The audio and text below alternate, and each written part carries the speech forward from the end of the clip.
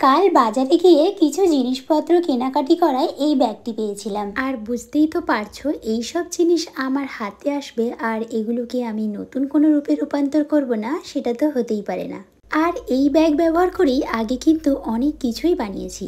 আর আজ বানাবো সুন্দর একটি হেয়ার ক্লিপ। এর জন্য ব্যাগটিকে কতগুলো রাউন্ড শেপ করে প্রথমে কেটে নিয়েছি। আর এই রাউন্ড বরাবর একটি বর্ডার ক্রিয়েট করার জন্য একটি কটন থ্রেড দিয়ে গ্লু লাগিয়ে পুরোটাকে ভালো করে কভার করে নিয়েছি। তারপর এক সাইডে গ্লু লাগিয়ে দুই সাইড দিয়ে চেপে ধরলেই দেখতে পাবে একটি ফুলের পাপড়ি তৈরি হয়ে যাবে। ঠিক একইভাবে পরপর 6টা পাপড়ি বানিয়ে নিলাম। এবার এই সব পাপড়িগুলোকে গ্লুর সাহায্যে ভালো করে অ্যাটাচ করে নেব। এই কাজটি কিন্তু অবশ্যই ভালো করে করো, না হলে পাপড়িগুলো একে একে খুলে পড়ে যাওয়ার সম্ভাবনা থাকে। এরপর পেছনের দিকে গ্লু লাগিয়ে একটুখানি ফেব্রিক দিয়ে একটি এলিগেটর ক্লিপ নিয়ে তার উপরে গ্লু লাগিয়ে এটাকে বসিয়ে দিলাম আর মিডলে দিলাম একটা পুঁতি। দেখলে তো কত সহজ পদ্ধতিতে এত সুন্দর একটি হেয়ার ক্লিপ তোমরাও কিন্তু বাড়িতে বানিয়ে নিতে পারবে।